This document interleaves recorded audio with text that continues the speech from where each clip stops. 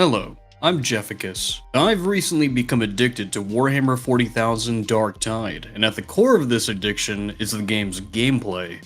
There's only one other ARPG that nails this mix of Skyrim and Left 4 Dead-like gameplay, and that game is Vermintide, which is the Warhammer Fantasy equivalent of this game, developed by the same company.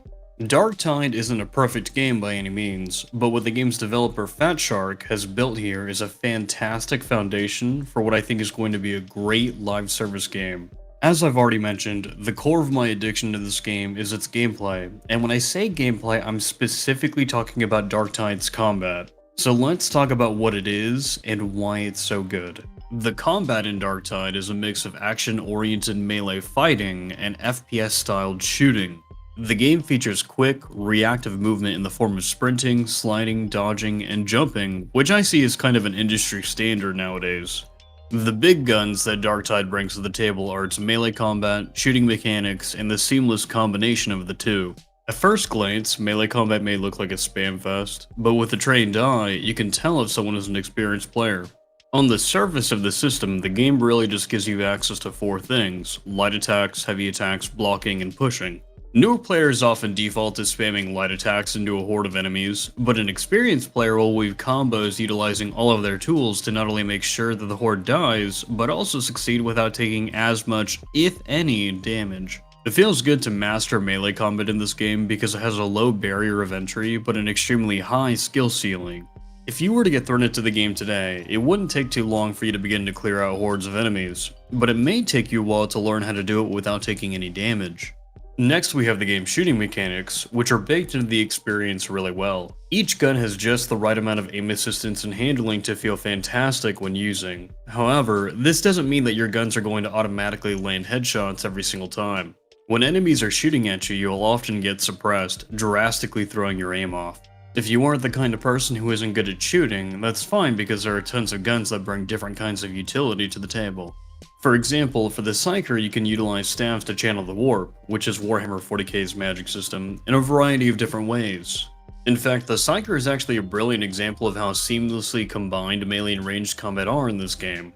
As a Psyker, you generally have to juggle your melee weapon, ranged weapon, and your blitz ability, which is basically an entirely different weapon.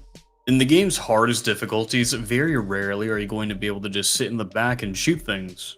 You can certainly specialize into being a ranged character, but experienced players understand when they're going to have to pull their melee weapon out. This seamless mix of melee and ranged combat that Darktide introduces to the industry is the funnest iteration of its kind out there. Now that you have a general understanding of what the combat in the game is, let's get into why it's so good. Combat is really good in Darktide because of the nature of the game itself.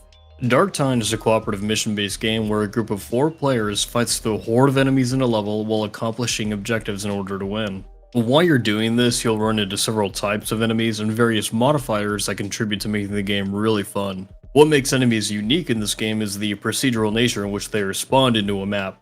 While you make your way through a mission, very rarely are the same kinds of enemies going to be located in the areas they were in the last time you ran that mission.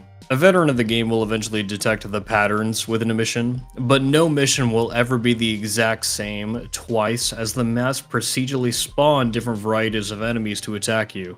This has the added benefit of making some missions much easier than they should be because you get lucky with spawns. But this can also work against you, as I've been in lobbies where it was non-stop action against a wave after wave of tough enemy combinations that resulted in my team barely scraping by or just losing altogether. And to be honest, these make up some of the funnest moments in the game.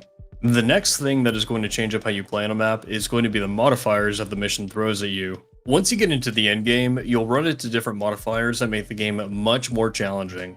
These modifiers can range from something as simple as only fighting one kind of enemy faction, to limiting your visibility with a fog of war, or just turning the lights out completely. The game's current peak difficulty is the Auric Maelstrom, which is a rotating mission that slams a bunch of modifiers into one map. This is where battle brothers and sisters go to prove themselves to the Emperor. The combination of the variety of enemies and the modifiers on the map made progressing through the mission insanely challenging, but that's why I love the game. Additionally, Fatshark is innovating and adding more ways to play Darktide, with its most recent update introducing what I think is its hardest boss fight in any of its games so far. This mission, which is called the Orthus Offensive, is just one way that I believe Fatshark is going to continue to innovate and expand Darktide.